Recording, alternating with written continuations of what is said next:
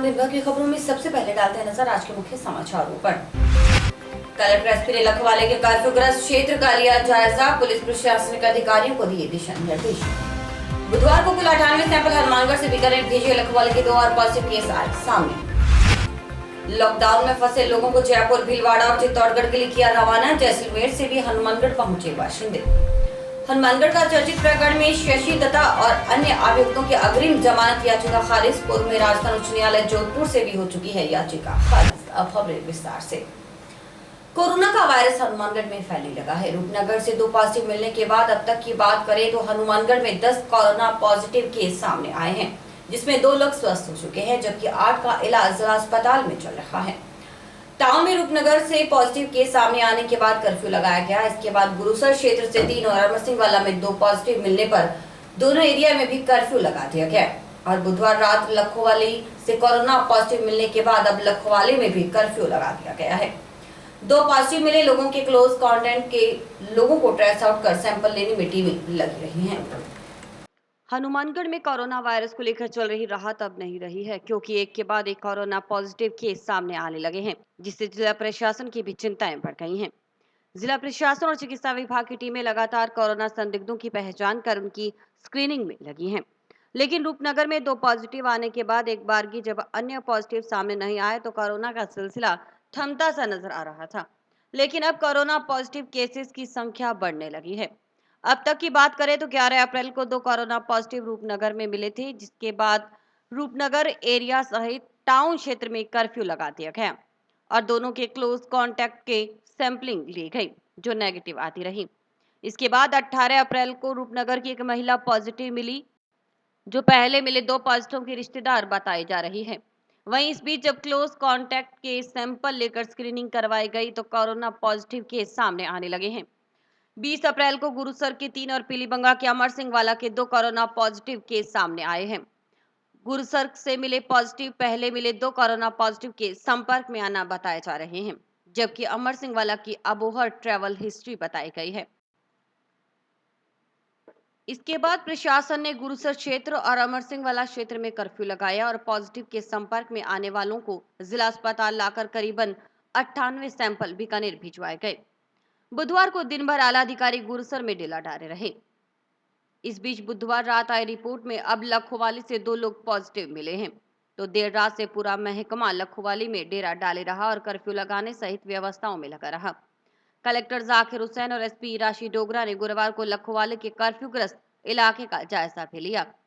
इस दौरान कलेक्टर और एसपी ने 0 मोबिलिटी निषेधाज्ञा लागू किए गए इलाके में पुलिस और प्रशासनिक व्यवस्थाओं को देखा।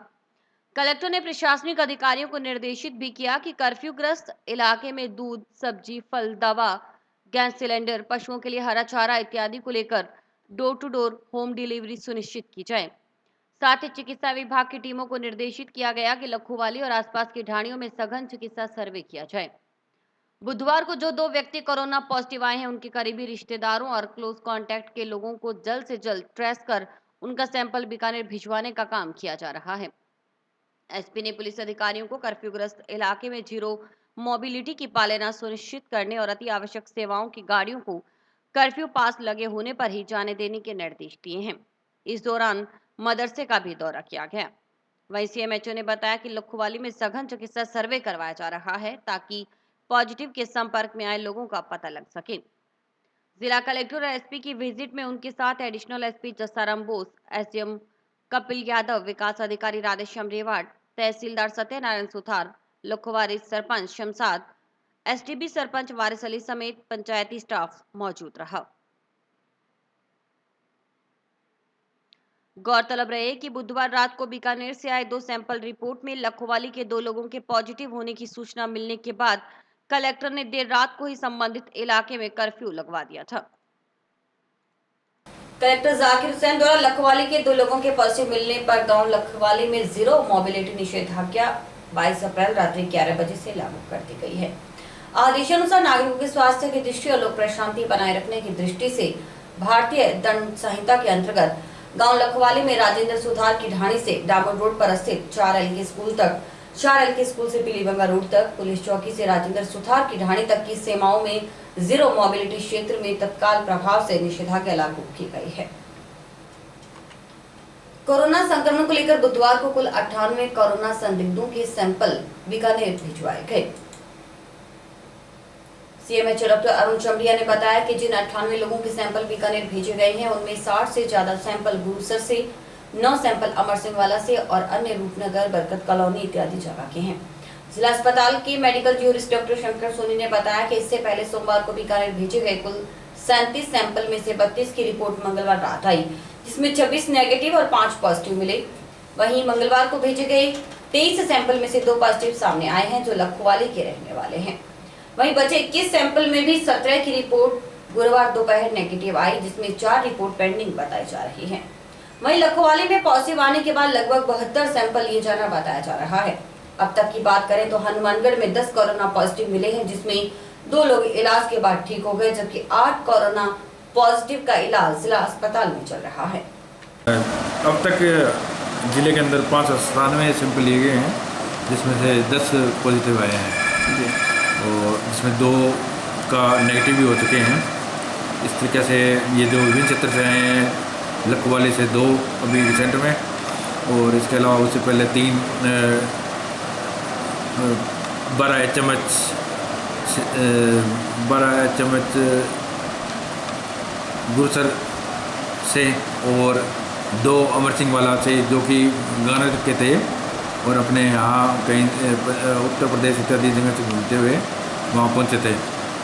और इसके अलावा पूर्व में जो चल ही रहे थे, तो जहाँ तक मैं समझ रहा हूँ कि ये जो हमारे प्रयास हैं कि जिससे हम ये लखवाले वाले क्षेत्र के हमें मिल पा रहे हैं, और इससे जो आगे जो इनके कॉन्टैक्ट्स हैं उनके सभी की सैंपलिंग करा के हमें और अच्छे तरीके से कंट्रोल कर पाने में समर्थ हो पाएंगे। कोरोना संक्रमण के चलते देश भर में किए गए लॉकडाउन के बाद से जो जहां था वह वहीं रह गया। इसके बाद कुछ लोगों द्वारा अपने घर जाने के लिए पैदल और ट्रक आदि के माध्यम से सफर किया गया, लेकिन ऐसे बहुत से लोग थे जो गंतव्य तक नहीं पहुंचे। प्रशासन और पुलिस द्वारा उन्हें रोका गया और उनकी मेडिकल स्क्रीनिंग करवाई गई। अब प्रदेश सरकार के निर्देशानुसार ऐसे लोगों को जो पूर्णतः स्वस्थ हैं उन्हें अपने घर तक पहुंचाने का काम किया जा रहा है। हनुमानगढ़ से आज जयपुर, भीलवाड़ा और चित्तौड़गढ़ के लिए बसें रवाना की गई। वहीं जैसलमेर से भी बस के माध्यम से लोग आज हनुमानगढ़ पहुंचे हैं। ये वो लोग हैं जो लॉकडाउन के दौरान हनुमानगढ़ में फंसे थे। अब प्रशासन की ओर से प्रदेश के विभिन्न जिलों से रोजगार के लिए निकले इन लोगों को घर तक पहुंचाने का काम किया जा रहा है। हनुमानगढ़ में कोहला, राधा स्वामी डेरा, समाज कल्याण छात्रावास आदि जगहों पर ठहरे इन लोगों को आज बसों के माध्यम से जिला प्रशासन की ओर से परमिशन बनाने के बाद वहां के प्रशासन से बात कर इन लोगों को घर तक पहुंचाने की व्यवस्था की गई। इसके लिए रोडवेज की बसों के माध्यम से इन लोगों को भिजवाया जा रहा है। हनुमानगढ़ से रोडवेज की बसें भीलवाड़ा, चित्तौड़गढ़ और जयपुर के लिए रवाना की गई। इसके लिए चालकों और परिचालकों को परमिशन देकर मास्क और सैनिटाइजर आदि की व्यवस्था कर भिजवाया जा रहा है। लॉकडाउन के दौरान भटिंडा से हनुमानगढ़ आए करीबन 28 लोगों को बस के माध्यम से चित्तौड़गढ़ के लिए रवाना किया गया। मिली जानकारी के मुताबिक ये लोग चित्तौड़गढ़ के रहने वाले हैं जो झाड़ू बनाने का काम भटिंडा में कर रहे थे। लॉकडाउन के बाद जब से भटिंडा से निकले तो हनुमानगढ़ में इन्हें पकड़ा गया और इन्हें मेडिकल जांच के बाद क्वारंटाइन किया गया। अब प्रशासन के निर्देशानुसार स्क्रीनिंग पूरी होने पर समाज कल्याण विभाग की ओर से बस के माध्यम से इन्हें चित्तौड़गढ़ के लिए रवाना किया गया। 3 बसें जा रही है हनुमानगढ़ डिपो से, एक जयपुर जा रही है, एक भीलवाड़ा जा रही है और एक चित्तौड़ जा रही है। ठीक है, तो क्या इसके लिए अभी यहाँ कैसे आए हो कलेक्ट्रेट में? कलेक्टर ऑफिस में हमको बुलाया गया है, यहाँ से हमको परमिशन बना के दी जाएगी। उसके बाद हम वहाँ पे सतीपुरा राधा स्वामी डेरा जाएंगे, वहाँ से उनको लेके फिर अपने अपने स्थान की ओर रवाना हो जाएंगे। तो विधिवत भेज रहे हैं, मेडिकल स्क्रीनिंग करा ली जी, और बाकायदा नियमानुसार बिल्कुल विधिवत तरीके से उनको रवाना करेंगे। बोले कितनी बसें भेज रहे हैं अभी? तो 2 या 3 बसें हैं डेरे में, जितने बंदे उनको रवाना करेंगे। अलग अलग जगह? हाँ, अलग अलग जगह के हैं, कुछ भीलवाड़ा के, कुछ जयपुर के, कुछ चित्तौड़ के जी। ये भी मजदूर वर्ग है जो पंजाब हरियाणा शायद जिनको रोक लिया गया था लॉकडाउन के। वहीं इस मौके पर तहसीलदार सत्यनारायण सुथार ने बताया कि हनुमानगढ़ से काफी संख्या में क्वारंटाइन किए गए लोगों को नियमानुसार भिजवाया जा रहा है। इसके लिए नियमानुसार परमिशन तैयार कर स्थानीय प्रशासन से बात करने के बाद भिजवाया जा रहा है। इससे पहले इन लोगों की मेडिकल जांच करवाई गई और इन्हें क्वारंटाइन किया गया था। वहीं जैसलमेर से हनुमानगढ़ पहुंचे लोगों की भी स्क्रीनिंग करवाने के बाद उन्हें घर तक पहुंचाया जा रहा है। इस मौके पर तहसीलदार का कहना था कि जैसलमेर प्रशासन की ओर से हरियाणा के कुछ लोगों को हनुमानगढ़ भेज दिया गया है। अदर स्टेट में भिजवाया जाना नियम विरुद्ध है। इसके लिए उच्च अधिकारियों से बात करने के बाद आगामी कार्रवाई की जाएगी। हनुमानगढ़ के रहने वाले लोगों को उनके घर तक पहुंचाया जाएगा। ये लोग जैसलमेर जिले से आए हैं जी। और वहाँ कोई मजदूरी करने गए थे सरसों काटने के लिए जी और अभी हम टैली करें जो लिस्ट भेजी है वहाँ की एसडीएम साहब ने। जी तो कुछ लोगों की स्क्रीनिंग है, कुछ की नहीं है जी और कुछ लोग हैं हरियाणा के भी है इसमें, जी जबकि नियमानुसार ये लोग सारे राजस्थान के ही होने चाहिए। जी तो हम उसकी भी जांच करेंगे, वापस रिटर्न भी करेंगे। अगर नियमानुसार अलाउड नहीं है स्टेट में, एक स्टेट से दूसरे स्टेट में, जी तो उसके बावजूद उन्होंने भेजे हैं तो हम वापस रिटर्न करेंगे। बाकी जो इस जिले के निवासी है उनकी हम मेडिकल जांच करा रहे हैं, टीम आगे, जी और इनको नियमानुसार घरों में भेज देंगे। ये चित्तौड़गढ़ के लोग हैं, ये बठिंडा गए हुए थे झाड़ू का काम करने के लिए और वहाँ से ये जब वापस आ रहे थे पैदल तो उनको रास्ते में यहाँ पे पकड़ के यहाँ पे 17 तारीख को यहाँ पे लाया गया था और 17 तारीख से लगभग इनको क्वारंटाइन किया हुआ है यहाँ पे समाज कल्याण छात्रावास टाउन में। और आज इनको प्रशासन ने व्यवस्था करके इनको वापस चित्तौड़गढ़ भेज रहे हैं और लगभग ये बच्चे सहित मिला के 28 जने हैं, जिनमें 7 लेडीज हैं और 7 एक जेंट्स हैं और इसके अलावा सारे बच्चे हैं सबके। लगभग सबके लिए बस की व्यवस्था की है और सबको पूरा मेडिकल चेकअप है उनको और किसी प्रकार की कोई दिक्कत नहीं है, सबकी स्क्रीनिंग हुई हुई है और काफ़ी दिनों से रह रहे हैं, इनके बढ़िया इनकी खाने की व्यवस्था दी। अब इनको भेजा जा रहा है। आज हनुमानगढ़ से समाज कल्याण के पुलिस जा रही है। भारतीय राष्ट्रीय कांग्रेस अध्यक्ष सोनिया गांधी के खिलाफ न्यूज चैनल में आपत्तिजनक टिप्पणी को लेकर जिला कांग्रेस कमेटी हनुमानगढ़ के पूर्व जिला अध्यक्ष और प्रदेश कांग्रेस कमेटी के सदस्य सुरेंद्र दादरी ने टाउन थाना में संपादक और एंकर अर्नब गोस्वामी के खिलाफ एफआईआर दर्ज करवाई है। एफआईआर में सुरेंद्र दादरी ने आरोप लगाते हुए कहा कि रिपब्लिक टीवी न्यूज चैनल के मालिक और संपादक द्वारा अपने कार्यक्रम में पालघर महाराष्ट्र में हुई 2 संतों सहित एक ड्राइवर की भीड़ द्वारा की गई हत्या पर डिबेट करते हुए भारत के पूर्व प्रधानमंत्री और भारत रत्न स्वर्गीय राजीव गांधी की धर्मपत्नी सोनिया गांधी पर की गई टिप्पणी पर सवाल खड़ा किया गया है।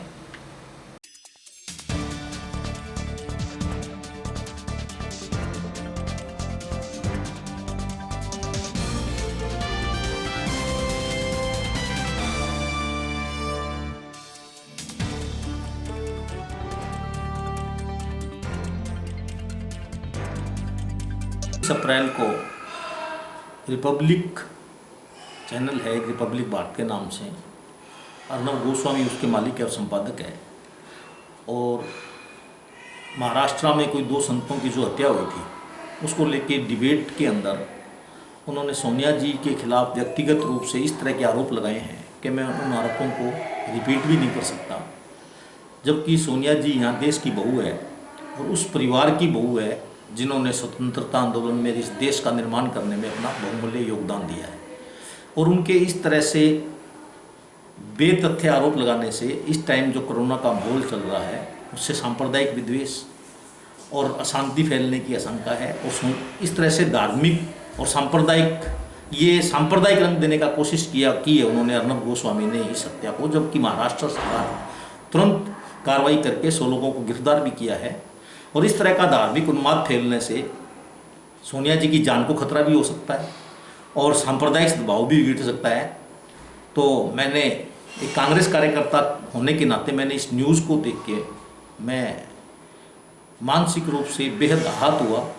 तो मैंने कल रात को अर्नब गोस्वामी के खिलाफ हनुमानगढ़ टाउन पुलिस स्टेशन में विभिन्न धाराओं के तहत सांप्रदायिक सद्भाव बिगाड़ने, धार्मिक उन्माद फैलाने, आपदा प्रबंध अधिनियम और सोनिया जी की जान को खतरे में डालने के संबंधित धाराओं के अंदर एक मुकदमा दर्ज करवाया है। और मैं आपके चैनल के माध्यम से भी लोगों से भी अपील करता हूं कि इस शांति बनाए रखें। इस टाइम ये सांप्रदायिक सद्भाव या धार्मिक उन्माद फैलने का टाइम नहीं है, इस टाइम भाईचारा कायम रखते हुए इस कोरोना महामारी से निपटने का समय है। और मैं प्रशासन से मांग करता हूँ कि मैंने जो मुकदमा दर्ज करवाया है और पूरे भारत के अंदर इस तरह कांग्रेस कार्यकर्ताओं में प्रतिक्रिया हुई है और पूरे भारत में उनके खिलाफ मुकदमे दर्ज हो रहे हैं। जंक्शन थाना पुलिस मॉडिफाइड लॉकडाउन की पालना सुनिश्चित करवाने में लगी है। इस दौरान अवैध शराब बिक्री, सार्वजनिक स्थानों पर मास्क न लगाने वालों सहित तंबाकू उत्पादों की अवैध बिक्री के खिलाफ भी कार्रवाई की जा रही है। इसी के तहत कार में तंबाकू उत्पाद बेच रहे पम्मा नारुंग को पुलिस द्वारा गिरफ्तार किया गया है। कार्रवाई जंक्शन की लालाजी बालाजी मार्केट में की गई।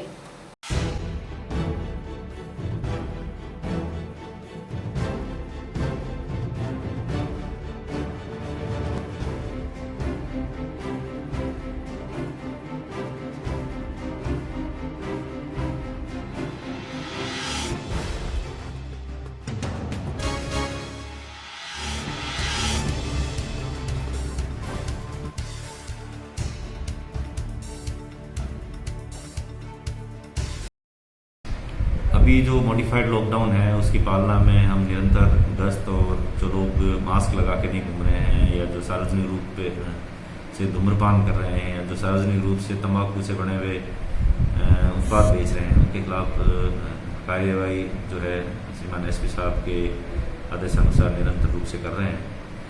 कल मुखबिर द्वारा सूचना मिली थी कि एक व्यक्ति है जो अपनी कार के अंदर बहुत सारा तंबाकू निर्मित उत्पाद, गुटखा, जर्दा, बीड़ी, सिगरेट आदि सामान है जो भारी मात्रा में लेके घूम रहा है और बेच रहा है। इस पर उसकी कार को रोक कर उसकी तलाशी ली तो गाड़ी के अंदर भारी मात्रा में बीड़ी, गुटखा, जर्दा आदि मिले हैं। वहाँ पे वो कब्जा पुलिस में गाड़ी समेत तो उसको कब्जा पुलिस में लिया गया और जो आरोपी है पवन नारंग और पम्मा नारंग, उसको हिरासत में लिया गया और उसके खिलाफ प्रकरण दर्ज किया गया, मुकदमा दर्ज करके अग्रिम जो भी कार्रवाई होगी। पूर्व कानून मंत्री शशि दत्ता और उनके पति सोमदत्त और अन्य अभियुक्त ने जिला एवं सत्र न्यायाधीश हनुमानगढ़ में अग्रिम जमानत की याचिका पेश की थी, जिस पर अपर जिला एवं सेशन न्यायाधीश संख्या 2 हनुमानगढ़ द्वारा सुनवाई के पश्चात मामले की गंभीरता को देखते हुए सभी मुलजिमानों की जमानत याचिका खारिज कर दी है। परिवादी के अधिवक्ता दिनेश दारिश ने बताया कि शशि दत्ता और सोमदत्त वगैरह ने हाउसिंग बोर्ड कॉलोनी में स्थित नॉर्थ पॉइंट पब्लिक स्कूल में रात्रि के समय हमला कर पूरे स्कूल को तहस-नहस कर दिया था। इस संबंध में सीआईडी सीबी बीकानेर द्वारा भी प्रकरण में जांच की गई और दोनों अनुसंधान में आरोपितों को दोषी माना गया। अपर जिला एवं सेशन न्यायाधीश संख्या 2 हनुमानगढ़ द्वारा शशि दत्ता पूर्व कानून मंत्री एवं अन्य मुलजिमान की अग्रिम जमानत याचिका माननीय न्यायालय द्वारा अस्वीकार फरमाकर खारिज कर दी गई है। मामला नॉर्थ पॉइंट पब्लिक स्कूल का है।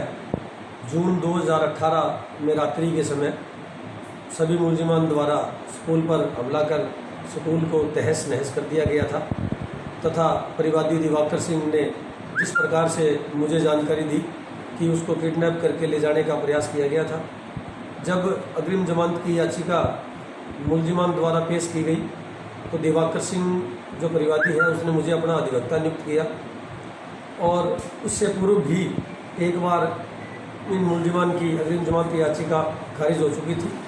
इसके पश्चात कुछ मुलजिमान ने धारा 482 की याचिका माननीय उच्च न्यायालय जोधपुर में पेश की थी, जिसमें उच्च न्यायालय द्वारा उक्त याचिका को खारिज कर दिया गया था। पुलिस उनकी गिरफ्तारी का प्रयास कर रही थी। इसी दौरान शशि दत्ता, सोमदत्त, महेंद्र, रतिराम, छत्तूराम वगैरह ने जमानत याचिका पेश की थी। माननीय न्यायालय ने सुनवाई के पश्चात आज मामले को गंभीर मानते हुए सभी मुलजिमान की अग्रिम जमानत याचिका जो है वो खारिज कर दी है। समाचार अभी और भी देखते रहिए दिन भर की खबरें। पॉलीवर्ल्ड वाटर टैंक। पॉलीवर्ल्ड अपने ग्राहकों के स्वास्थ्य का पूरा ख्याल रखता है, इसलिए यही वजह है कि Polyworld water tank 100% virgin food grade plastic से बनी है, इसलिए बेहद हाइजीनिक है। आप इसमें पीने का पानी भी स्टोर कर सकते हैं। साधारण वाटर टैंक्स की तरह पॉलीवर्ल्ड वाटर टैंक में बदबू नहीं आती। इसकी वजह है इसका ये मजबूत थ्रेडेड ढक्कन। इसका ये जो मेन होल है ये बड़ा है, इसलिए फिटिंग करने के लिए इसके अंदर उतरने में आसानी होती है। इसकी लेयर मोटी होने की वजह से ये ज़्यादा मजबूत होती है, इसलिए इसमें उतरने में डर नहीं लगता और इसकी बिना लिटाए ही फिटिंग कर सकते हैं। पॉलीवर्ल्ड वाटर टैंक अपने फ्रेश कलर की वजह से दिखती कितनी खूबसूरत है, घर के खूबसूरती में 4 चांद लगा देती है। पॉलीवर्ल्ड वाटर टैंक अपनाओ, चिंता मुक्त हो जाओ। खुदा की रहमत और बरकत वाला महीना कोरोना के साए में रहेगा। हर बार की तरह रमजान की सहरी, इफ्तियार और तरावी के दौरान मस्जिदों में भीड़ नहीं लगेगी। इस संबंध में जिला प्रशासन द्वारा भी लॉकडाउन की पालना सुनिश्चित करने के लिए कहा गया है। पुरानी कुंजा मस्जिद के इमाम आजम अली अशरफी ने मुस्लिम अकीदतमंदों से घर में ही सहरी इफ्तियार करने और खुदा की इबादत कर इस महामारी से बचने की दुआ करने की अपील की है। समाज के लोगों से लॉकडाउन की पालना करते हुए घरों में रहने की अपील की गई है। वहीं इस दौरान मस्जिदों में आजान होगी, लेकिन भीड़ के साथ जमात नहीं करवाई जाएगी।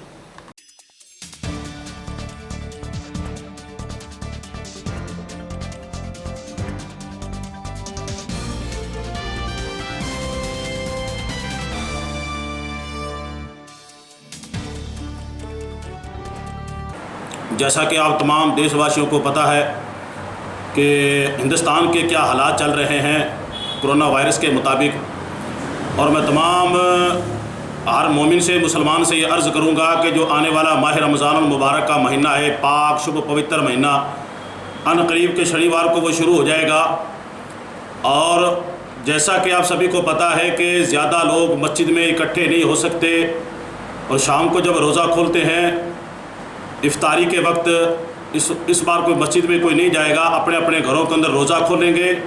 और जैसे इशा की नमाज़ पढ़ते हैं, और इशा की नमाज़ क्या है कि 5 वक्त की नमाज़ भी घर में पढ़नी है, और इशा की नमाज़ के बाद जो तरावी अदा की जाती है, इस बार तरावी जो है अपने अपने घरों के अंदर अदा करनी है, अल्लाह की लारैब और बेऐब किताब की तिलावत करनी है, और पूरे हिंदुस्तान के लिए अमन व सुकून, इस बीमारी के दफ़ा के लिए दुआ करनी है कि परवरदिगार हिंदुस्तान से और पूरी दुनिया से इस बीमारी कोरोना को ख़त्म करे। और मैं अर्ज़ करूँगा, जिस तरीके से पहले चहल पहल, बड़ी खुशियाँ, रौनक लगती थी मस्जिदों के अंदर, आप दुआ करें कि इसी तरीके से दोबारा फिर वो रौनक लगे, और उसी तरीके से अपने सहरी, इफ्तारी, तरावी, रमज़ान की मस्जिद के अंदर उसी तरीके से रौनक लगी रहे। जब तक कोरोना है उस वक्त तक कि अपने क्या है कि सबको अपने अपने घरों के अंदर कुरान पढ़ना है, घरों के अंदर तरावी पढ़नी है, घरों के अंदर सहरी करनी है, घरों के अंदर नमाज़ पढ़नी है। और 1-2 जो जैसे एक हुक्म है, 1 ही 2 बंदे जा सकते हैं मस्जिद के अंदर ऐलान करने के लिए, अजान के लिए, जैसे काजी वगैरह कोई भी। तो आप तमामी हज़रात से, पूरे हिंदुस्तान के हर लोगों से मैं अर्ज़ करूँगा कि दूर रहें, अपने घरों के अंदर भी सेफ्टी रखें। जो भी घर से बाहर निकलता है, बाहर निकलने के बाद घर आए कि हाथ धो के, कपड़े साफ़ करके, अच्छे तरीके पूरा इसका जो हमारे हिंदुस्तान के कानून कायदे के मुताबिक इसका पूरा पालन करें। ये हमारा हिंदुस्तान एक फूल है, उस फूल को, इसकी फूल की हिफाजत के लिए सबको हमें ख्याल रखना है, मिलजुल के, कोई दिक्कत परेशानी ना आए। वरना पूरे हिंदुस्तान के अलावा जो अदर मुल्क हैं उनकी बहुत बुरी हालात है, उनके मुकाबले में हमारा कुछ नहीं है। आप सबकी बहुत बड़ी बड़ी मेहरबानी है, आप पालन कर रहे हैं, और पालन करो ताकि ये कोरोना बीमारी ख़त्म हो जाए। अपने घरों के अंदर नमाज अदा करें। आपका बहुत बहुत शुक्रिया, आपकी मेहरबानी होगी। पूर्व जल संसाधन मंत्री डॉक्टर राम प्रताप ने कोविड-19 महामारी के निमित्त राजकीय महात्मा गांधी स्मृति जिला अस्पताल को 1 लाख रुपए का आर्थिक सहयोग दिया है। इस राशि का चेक डॉक्टर राम प्रताप व भाजपा जिलाध्यक्ष बलवीर बिश्नोई ने पीएमओ को सौंपा है। डॉक्टर राम प्रताप ने आमजन से धैर्य रखने की अपील करते हुए लॉकडाउन के नियमों की पालना करने की भी अपील की है। तमाम इलाका वासियों से निवेदन करता हूँ कि कोरोना वायरस के आज तक हनुमानगढ़ में 10 केस हैं, जिनमें से 2 हैं वो बिल्कुल ठीक होकर के घर आ गए। तो इससे कोरोना बीमारी से घबराएं नहीं, धैर्य रखें, और जो हिदायतें प्रशासन द्वारा दी जाती है उसका पालन करें। और इसके साथ साथ ही जो कोरोना वॉरियर्स, विशेष तौर से जो पुलिस के जवान हैं, उनको गर्मी के अंदर ड्यूटी देनी पड़ती है, जगह जगह चौराहों पर, दूसरी जगहों पर। तो जो भी आपके टेंट हाउस वाले साथी हैं, वो अगर निःशुल्क इनको सहयोग कर दें टेंट का, तो ये एक बहुत बड़ी सेवा होगी। कोरोना संक्रमण के चलते घर पर बनाए गए कॉटन के मास्क जंक्शन सीआई को सौंपे थे, ताकि व्यवस्थाओं में लगी पुलिस कर्मियों को मास्क उपलब्ध हो सके। लगभग 200 मास्क समाज सेवियों द्वारा सौंपे गए हैं।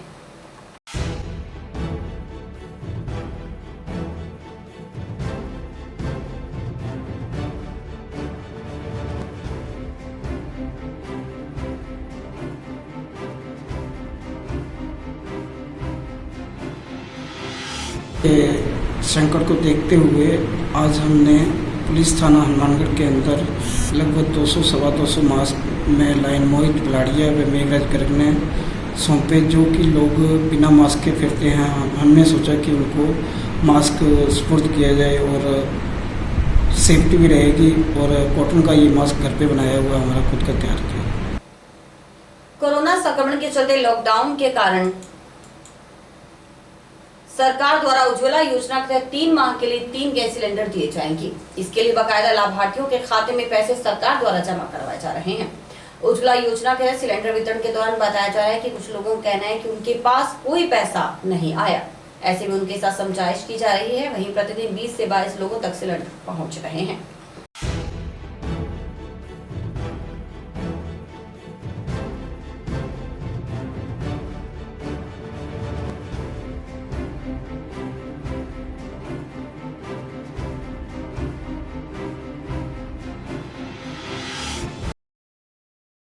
बैंक के अंदर आ रहे हैं जो इनके अकाउंट में ही है। ठीक है, और क्या आ चुके हैं या आ रहे हैं अभी? नहीं, आ चुके हैं जिनके इस महीने के आ चुके हैं, अगले महीने के 1-2 तारीख में फिर भी आ सकते हैं। कितने सिलेंडर 3 सिलेंडर जो गवर्नमेंट ने इशू करे होंगे। ठीक है, और उनके खातों में पैसे आ रहे हैं? हाँ, एक के अब आ चुके हैं पहली किस्त के, दूसरा सिलेंडर दूसरा मंथली लग जाए। ठीक है, तो आप क्या कहते हैं उनको? आपके अकाउंट में बैलेंस आया हुआ है, कहते नहीं आया हुआ है, क्या करें। ब्लॉक कांग्रेस कमेटी हनुमानगढ़ शहर के पूर्व ब्लॉक अध्यक्ष और पार्षद मनोज सैनी ने भी भाजपा के राष्ट्रीय अध्यक्ष जेपी नड्डा और national information and technology cell के इंचार्ज अमित मालवीय के खिलाफ मामला दर्ज करवाया है। सैनी का आरोप है कि भाजपा के राष्ट्रीय अध्यक्ष जेपी नड्डा ने षड्यंत्र रचकर लोगों को गुमराह करने, कांग्रेस पार्टी और उसकी अध्यक्षता की छवि को धूमिल करने, राजस्थान राज्य की जनता को राज्य सरकार के प्रयासों के प्रति गुमराह करने के लिए अपने सोशल मीडिया पर ट्विटर अकाउंट पर गलत तरीके से बयानबाजी कर कांग्रेस पार्टी के साथ साथ कोरोना जैसी बीमारी को नियंत्रण करने वाले डॉक्टरों की छवि को भी खराब करने का काम किया है।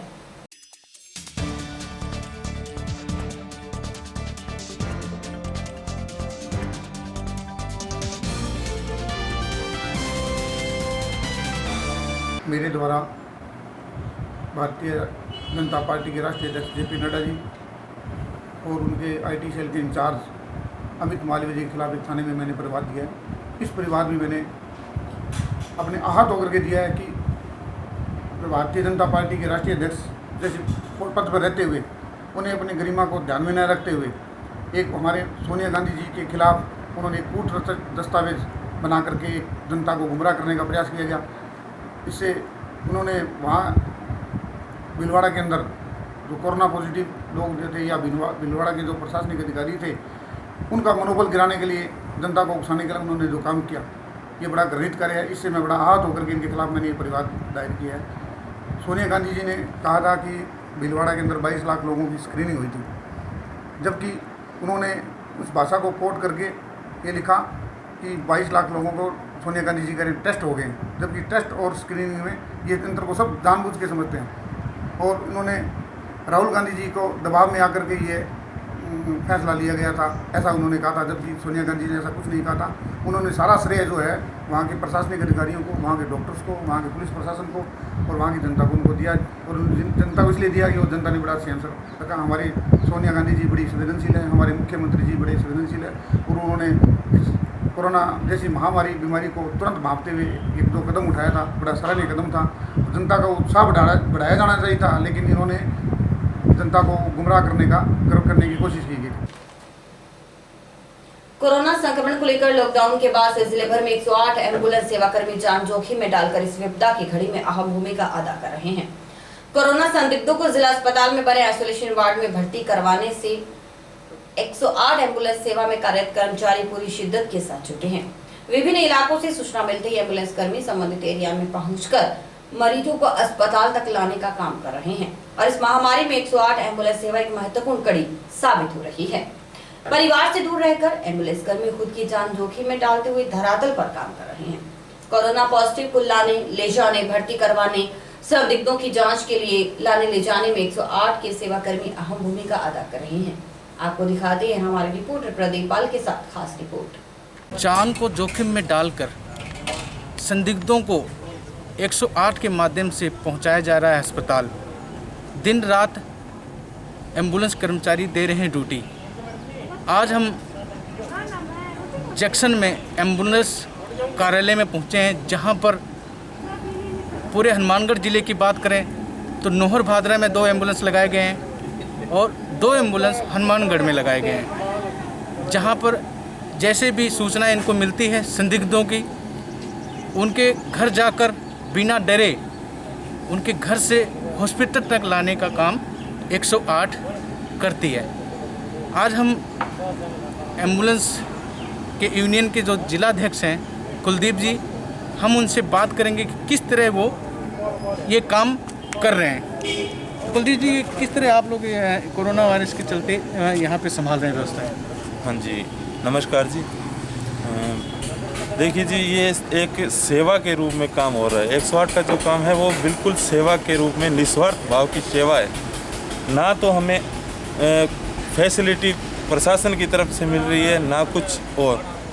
ठीक है, हम आदेश भी खुद का ही मान के चल रहे हैं। हमने सारा सिस्टम देख लिया, इस सिस्टम से परेशान होकर हमने ये सोचा हमने जो काम करना है वो अपनी मर्जी से करना है, ठीक है, ना ही तो हम किसी की आदेशों का इंतज़ार करते हैं। और हमें हमारी जहाँ ज़रूरत होती है, जहाँ भी हमें लगे भी अब वहाँ हमें पहुँचना है, वहाँ हम पहुँचने के लिए सबसे पहले तैयार होते हैं, ठीक है।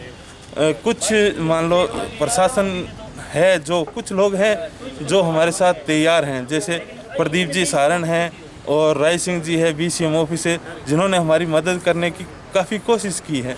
लेकिन जहाँ मान लो हमारी ज़रूरत होती है, हमें पानी तक की व्यवस्था नहीं मिलती, तो कई बार क्या है 2-2, 3-3 घंटे हम बिना पानी के चलते हैं, क्योंकि सस्पेक्टेड गाड़ी है, ठीक है।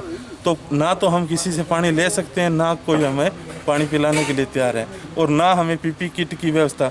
PP किट की जो व्यवस्था हमारे पास हुई है वो बलबीर जी बिश्नोई ने करवाई है, ठीक है। तो अगर बात करें जैसे अभी कोरोना वायरस के चक्कर में चल रहा है, तो आप लोगों के यहाँ पे कितने एम्बुलेंस लगाए और किस तरह उसको काम में लिया जा रहा है?